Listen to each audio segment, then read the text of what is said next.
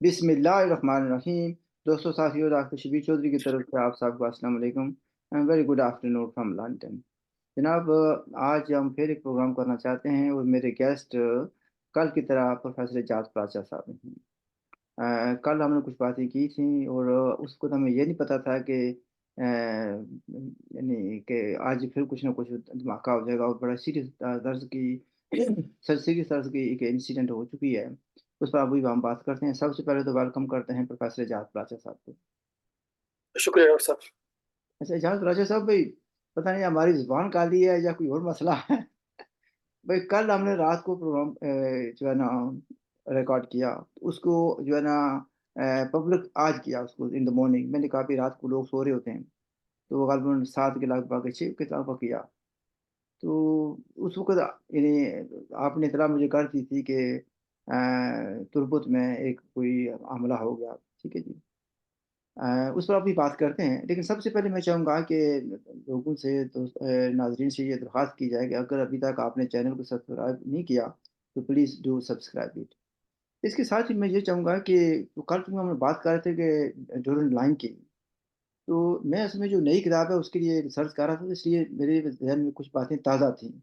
वो डेट्स मुझे सही से श्योर नहीं था कि 1892 या 3 है, तो ये मैंने देखा है कि ये 12 नवंबर 1893 में ये मायदा साइन हुआ था।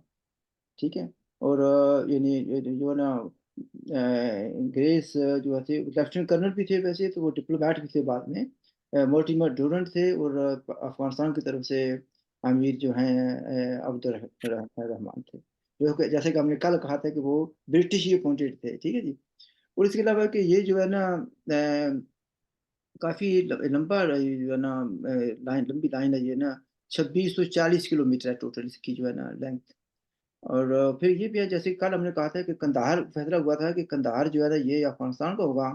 और कुछ जो इलाके हैं मसलन कोयटा, ये ऐनक लगानी पड़ेगी। अब ये मसला भी है ना। अच्छा के डिस्ट्रिक्ट जो है ना पिशिंग, सिब्बी, हमाई एंड थल, जो चुचुरली या कुछ तरीके से नाम है, मुझे प्रोनाउंसिएशन मेरी एक्सक्यूज मी, वो मुझे समझ नहीं आ रही है वो क्या। पर एनीवे ये कुछ इलाके थे कि जो तासर ये मिलता है कि ये पहले अफगानिस्तान के थे और फिर ये ना उनको उनको ये कह दिया गया था कि फ्रॉम नाउ ऑनवर्ड्स ये ब्रिटिश इंडिया का हिस्सा होंगे। तो उस लिहाज से जब ब्रिटिश इंडिया यहाँ से चला गया, तो उसके बाद ये ऑटोमेटिकली पाकिस्तान के पास आ गई, उन पर कब्जा कर लिया गया। तो we leave it at that. तो प्राची साहब, सबसे पहले आपसे ये जानना चाहेंगे कि ये आपको इनसाइड खबर थी या क्या आप कह रहे थे कि बहुत कुछ होने वाला है? तो फ्लोर इज योर्स। ये जो कभी तुर्बत में हुआ जो। बिस्मिल्लाहिर्रहमानिर्रहीम। डॉक्टर साहब, असल में देखिए, तो जिसको कहते हैं नविश्ते दीवार, सामने नजर आने वाली चीजें कि हालात किस तरफ जा रहे हैं। और जो मैंने रात को चीजें आपके सामने रखी कल, तो वो सारी ग्राउंड रियलिटी थी, वो जमीनी हकायक थे। क्या ईरान ने पाकिस्तान पे हमला नहीं किया? क्या पाकिस्तान ने जवाबी हमला नहीं किया? इसी तरह से क्या अफगानिस्तान की तरफ से पाकिस्तान पे हमला नहीं हुआ और पाकिस्तान ने जवाबी हमला नहीं किया?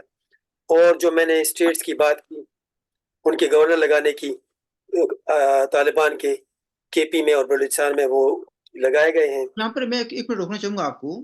ये ऐसे बेसिकली आपसे मेरी पहले भी बात हो चुकी है, आपने हफ्ता 10 दिन बाद पहले हुई होगी। This is very serious matter, लेकिन इसके नजर आता है कि नोटिस नहीं लिया गया। यानी अगर तालिबान टीटीपी वाले खुद अपॉइंट करते हैं कि फलां जगह पर हमारा गवर्नर होगा, इट्स वेरी सीरियस मैटर। बिल्कुल डॉक्टर साहब, असल में ये इसी तरह से है जैसे कहते हैं ना कि वो फलां जगह में दाइश का फलां चैप्टर, मसलन फर्ज किया, वो कहते हैं ये मुल्तान चैप्टर, ये पाकिस्तान चैप्टर, सर आसान चैप्टर है। ये हाँ चैप्टर करके कहते हैं। हाँ। तो इसी तरह से गवर्नर उन्होंने अपने लगा दिए हैं केपी में और बलूचिस्तान में। लगाने का मकसद ये नहीं कि गवर्नमेंट उनके पास चली गई, मतलब उन्होंने नामजद कर दिए कि ये लोग कंट्रोल करेंगे वहां पे होने वाली तब्दीलियों को, या वहां के हालात को ये लोग नजर रखेंगे और ये लोग कंट्रोल रखेंगे, ये मुंतजमीन होंगे। गवर्नर्स लफ्ज उनको टाइटल गवर्नर का दिया गया है। एक बात ये हो गई। दूसरी बात जो आपने बलूचिस्तान की तुर्बत की, तो डॉक्टर साहब आपको शायद इल्म नहीं है, अभी नई खबरें जो आ रही हैं कि दासू में भी हमला हुआ है। बेशाम में चीनियों की गाड़ी पे خودکش حملہ ہوا ہے اور وہ چینیوں کی گاڑی میں 6 لوگ مارے گئے ہیں. ان کا ڈرائیور پاکستانی تھا، باقی انجینئر. تو داسو ڈیم کے آس پاس جو شانگلہ کا علاقہ ہے، بشام کے پاس، وہاں پہ یہ واقعہ ہوا ہے. اور پھر اس کے لیے مطلب یہ کہ وزیر اعظم شہباز شریف کو بھی اس کی مذمت کرنی پڑی، اور وزیر داخلہ نے بھی غالباً ملاقات کی چینی سفیر کے ساتھ. تو یہ دونوں جگہوں میں جو ہم نے کل بات کی تھی کے پی اور بلوچستان کے بگڑتے حالات کے اوپر، تو ایک واقعہ کے پی میں ہوا، کوہستان کے علاقے میں، جہاں پہ چینیوں کی گاڑی کو نشانہ بنایا گیا خودکش، بظاہر تو یہ لوگ کہتے ہیں خودکش بمبار سے، اور وہاں پہ ہلاکتیں ہوئی انجینئرز کی غالباً. اور دوسرا حملہ جو ہے تو تربت کا جو بات کی کہ وہاں پہ نیول بیس پہ حملہ ہوا اور 3 اطراف سے ہوا.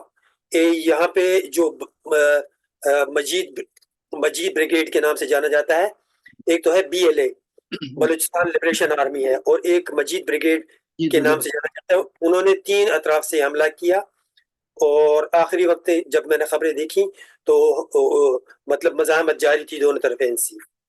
تو یہ دونوں بہت خطرناک انڈیکیشنز ہیں. ہم نے جو کل بات کی انہی حالات کے اوپر بات کی، اور یہ تیزی سے بگڑتے ہوئے حالات ہیں. لیکن جو ہم نے ٹارچر رکھا تھا کہ پاکستان از ان ہاٹ واٹر، تو اس کو تو ہمیں نہیں پتا تھا کہ یہ ہو جائے گا. آپ دیکھ لیں کہ اب یہ نہیں کہ مسئلہ یہ بن جاتا ہے کہ ہمارے لوگ کچھ سمجھتے ہیں، یا بیوروکریٹس کہہ لیں، یا جو اپنے آپ کو عقل کل سمجھتے ہیں، وہ کہتے ہیں کہ بلی آ گیا، آنکھیں بند کر لو تو بلی چلی جائے گی. وہ خطرہ سامنے نظر آ رہا ہے، ہر آدمی کو نظر آ رہا ہے، لیکن کیا ان لوگوں کو سمجھ نہیں آ رہی، یا وہ آنکھیں بند کر لی ہم نے؟ وجہ کیا ہے؟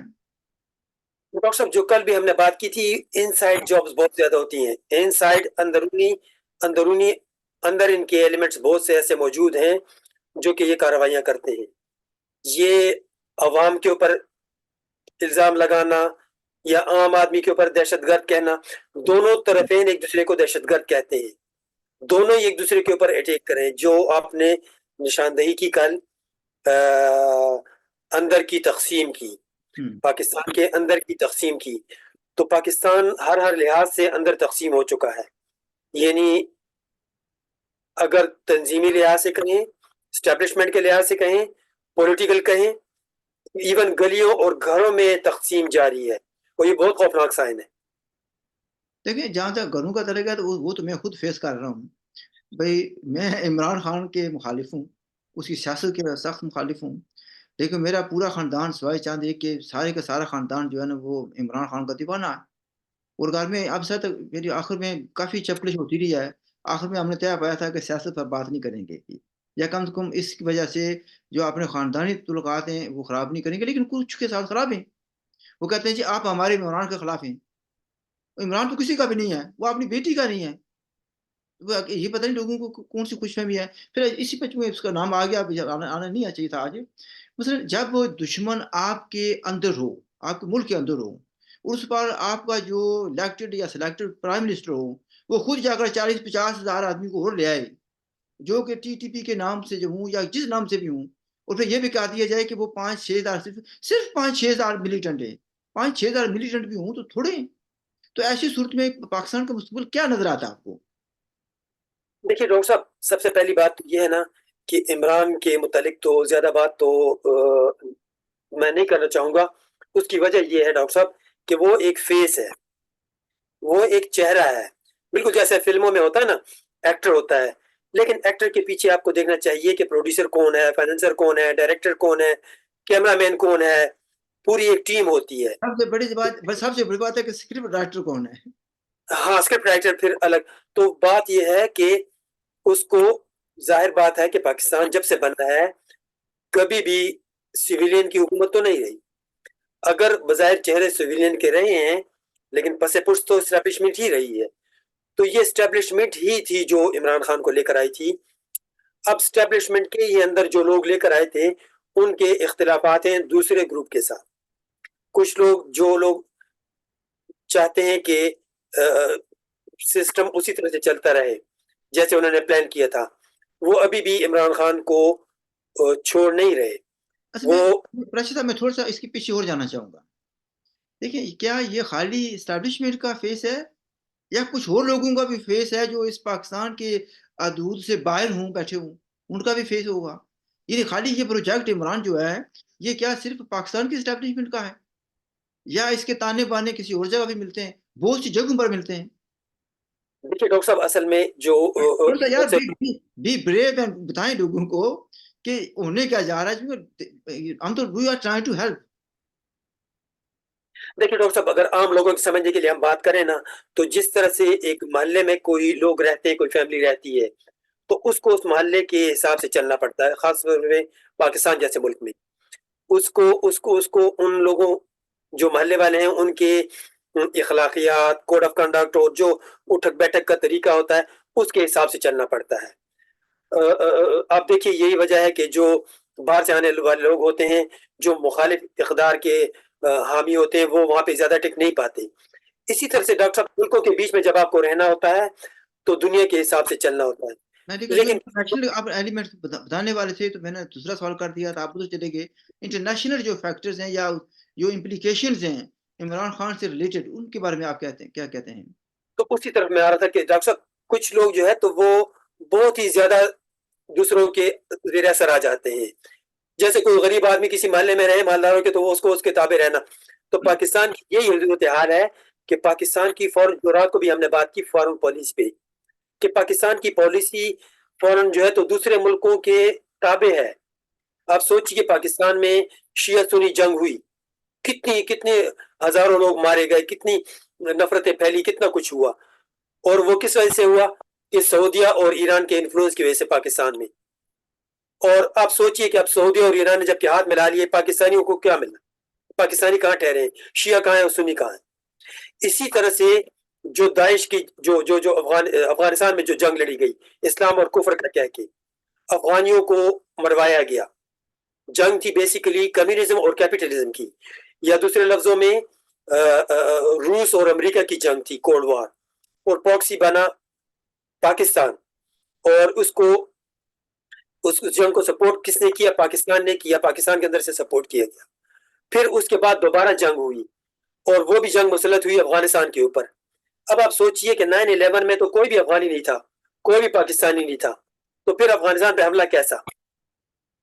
بغیر کسی ثبوت کے، وہ تو سارے عربی تھے.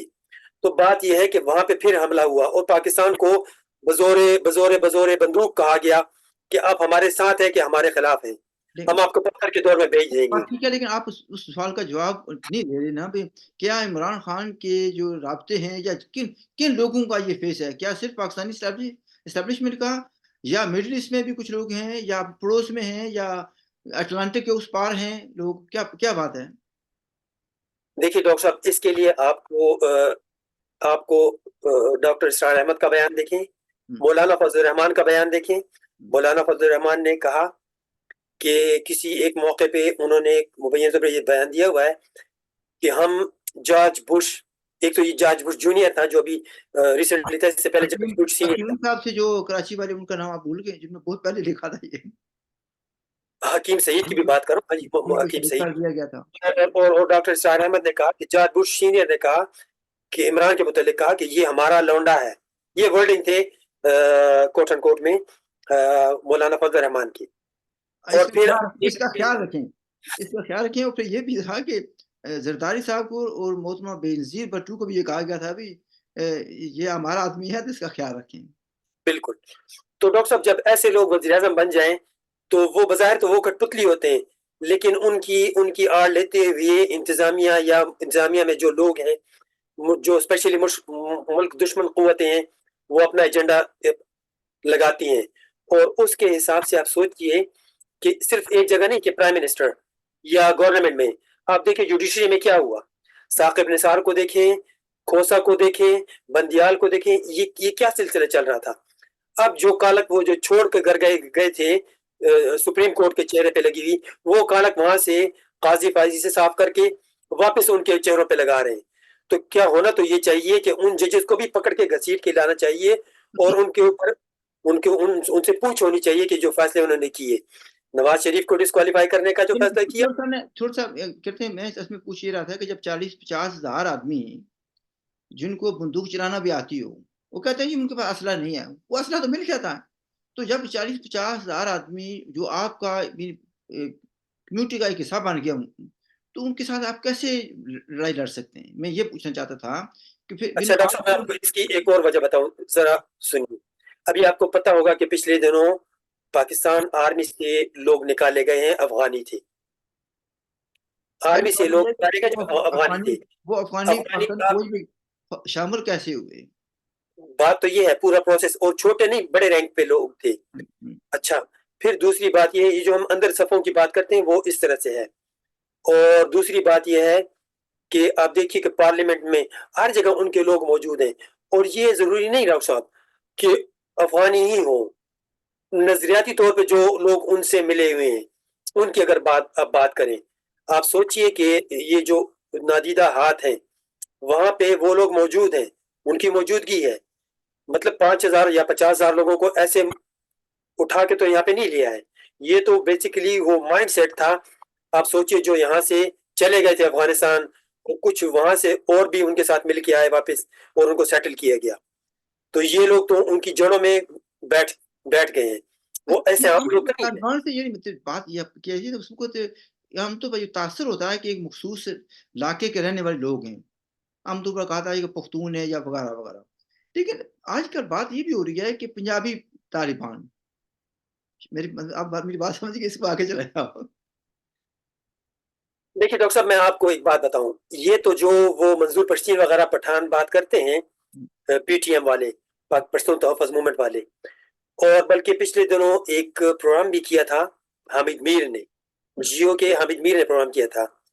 ڈاکٹر صاحب، یہ جو پنجابی طالبان کا ٹانٹا ہے اس کے اوپر کچھ کڑیاں وہ لوگ ایسے ملاتے ہیں کہ یہ دراصل سفید یونیفارم میں، سفید کپڑوں میں، بغیر یونیفارم کے فوج ہی ہوتی ہے، انہی کے کارندے ہوتے ہیں.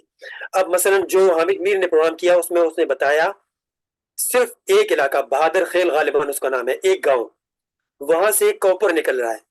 اس کوپر کی مالیت اس نے اپنے پروگرام میں بتایا کہ 6,000 بلین ڈالرز ہے. پاکستان کو جو آئی ایم ایف کی قسط ملتی ہے اسے کمپیریزن کریں، وہ صرف 4 بلین کی ہوتی ہے. اور وہاں پہ صرف ایک گاؤں میں، اور وہ صرف قسطوں میں ملتی ہے اور ناک رگڑ رگڑ کر ملتی ہے. تو آپ تو کہہ رہے ہیں کہ کتنا بتایا آپ نے؟ 6,000 6,000 بلین ڈالرز کی. یہ اس نے اپنے پروگرام میں کہا ہوا، آپ پروگرام دیکھ سکتے ہیں. اور وہ مطلب سائٹ کے اوپر جا کے اس نے پروگرام کیا ہے، اور وہاں پہ ان لوگوں سے پوچھا ہے کہ آپ کا تعلق کہاں سے ہے. تو کوئی پنجاب سے تھا، کوئی سندھ سے تھا. مقامی لوگوں کو بہت زیادہ ہوا تو چند ایک لوگوں کو ڈرائیور کی جاب ملی ہوئی تھی. تو آپ سوچئے کہ وہ کوپر صاف ہو کے کہاں جا رہا ہے اور اس کی آمدنی کہاں جا رہی ہے. یہ میں نے آپ کو صرف ایک میٹل کی بات کی، 6,000 بلین ڈالرز کے کان کی بات کی، اور خوب گہرائی میں کان کھودی گئی تھی. آپ اس کو دیکھ سکتے ہیں، یوٹیوب کے اوپر بھی دیکھ سکتے ہیں. اور وہ حامد میر نے اس کے اوپر پروگرام کیا، غالباً 1.5 گھنٹہ کا پروگرام ہے، آپ دیکھ سکتے ہیں. تو یہ پنجابی طالبان کی جو بات کی، تو یہ وہاں پہ ایسی خوف و حراست کی فضا پھیلائی جاتی ہے، خوف و ہراس کی فضا، کہ لوگوں کو سچ جھوٹ کی سمجھ نہیں آتی. یہ پنجابی طالبان ہیں، کیونکہ جب طالبان کہہ کے وہ فائٹ ہوتی ہے اور مارے جاتے ہیں تو پتہ چلتا ہے تو پنجابی سپیکنگ ہے، یا جو کو پکڑے جاتے ہیں تو وہ کہتے ہیں ہم پنجابی طالبان ہیں. تو یہ ڈاکٹر صاحب ایسی کوئی صورتحال بنی ہوئی ہے گمبھیر سی کہ آپ کو سمجھ نہیں آئے گی معاملات کی کہ حالات کس طرف جا رہے ہیں. اچھا چلیں ایک تھوڑی سی آخر میں یہ بتاتے ہیں. یہ جو کہا جاتا ہے کہ نارتھ وزیرستان میں گل بہادر کی ٹیم نے جو حملہ کیا تھا، جس میں ایک لیفٹیننٹ کرنل، ایک کیپٹن صاحب اور 5 دوسرے جو ہے نا فوجی شہید ہوئے، اس کے بارے میں کوئی تفصیل جو ہے نا سامنے نہیں آ رہی، کنٹرڈکشنز ہیں. تو آپ کی کیا انڈرسٹینڈنگ ہے، وہ کیسے ہوا؟ بھی کیا دھماکہ ہوا، یا گاڑی ٹکرائی گئی، یا ٹرک ٹکرایا گیا، یہ کیا ہوا کیا ہے؟ دیکھیے ڈاکٹر صاحب، پہلی بات تو یہ ہے کہ گل بہادر ان کا اپنا آدمی تھا. گل بہادر پاکستانی فوج کا اپنا آدمی تھا، جو کہ اس کو پوری سپورٹ حاصل تھی اسٹیبلشمنٹ کی. اور گڈ طالبان بیڈ طالبان جو ہم سنتے آئے ہیں تو وہ گڈ میں سے تھا.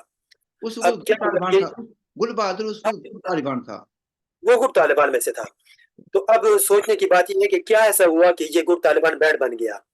کیونکہ یہ لوگ تو عادی ہیں اسٹیبلشمنٹ میں، تو اکثر یہ فرینکنسٹائن اس طرح سے وہ مونسٹر بناتے ہیں، جیسے عمران نیازی کو بنایا، ایسے گل بہادر کو، تو وہ گل بہادر ان کے مخالف ہو گیا اور وہ چلا گیا افغانستان، اور اب افغانستان سے وہاں سے حملے ہوتے ہیں۔ جو جس حملے کا آپ نے پوچھا، سننے میں آیا ہے کہ ایک پورا ٹرک بارود سے بھرا ہوا بلڈنگ سے ٹکرایا، جو فورٹ تھا کینٹونمنٹ میں، میران شاہ، سوری میر علی تھا، میران شاہ نے میر علی کینٹونمنٹ میں جا کے وہ جہاں ٹرک ٹکرایا اس چیک پوسٹ سے یا جو بھی ان کا قلعہ وغیرہ تھا، تو وہ اڑا دیا، انہوں نے گرا دیا، تو اس کے اندر بھی بہت سے لوگ مارے گئے۔ پھر بلڈنگ جو ہے نا وہ یعنی دوسرے نسخوں میں ان بڑے لوگوں کی تھی نا، جس میں سیکیورٹی والے بھی تھے، ایجنسیز کے لوگ بھی تھے، آرمی والے بھی تھے۔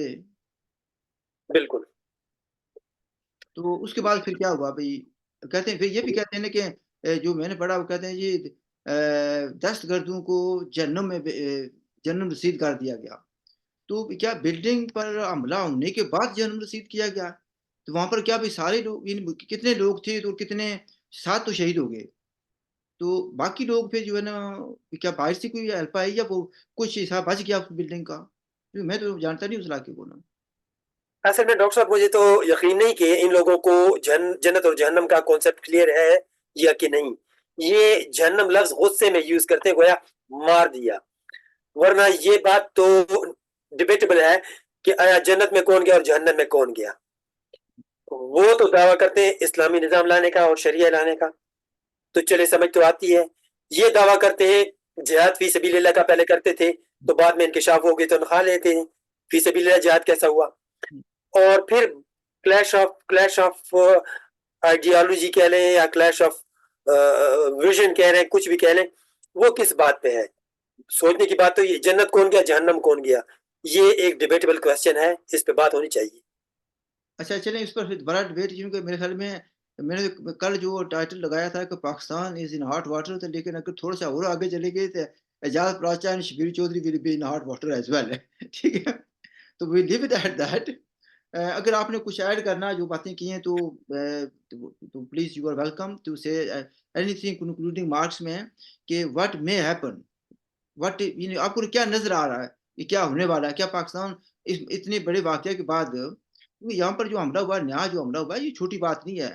جو دوسرا آپ نے کہا جو چائنیز کو مارا گیا ہے، ٹارگٹ کیا گیا، یہ چھوٹی بات نہیں ہے، کیونکہ چائنا کا اعتماد پہلے ہی ختم ہو چکا تھا، ابھی نئی گورنمنٹ نے آ کر ان کو اعتماد کو تھوڑا سا بحال کیا تھا۔ میں نے جیسے کل کہا تھا کل کے پروگرام میں کہ اس میسو جو پہلے والا حملہ ہوا تو اس پر میں نے کہا تھا کہ میسو سیٹ بیک ہے، اس کے بہت سے امپلیکیشنز ہیں۔ Floor is your. ڈاکٹر صاحب بس یہی بات ہے کہ جیسے ہم نے پہلے بھی بات کی اور آج بھی ہم اسی پہ بات کریں کہ حالات بہت دگرگوں ہوتے جا رہے ہیں۔ آپ سوچئے بہت زیادہ عجیب و غریب صورتحال بن رہی ہے۔ ایک طرف پاکستان کو معاشی مسائل ہیں، غریب عوام پس رہی ہے، بجلی کے ریٹ مزید بڑھائے جا رہے ہیں، گیس کے ریٹ مزید بڑھائے جا رہے ہیں، اور بے روزگاری بڑی عام ہے۔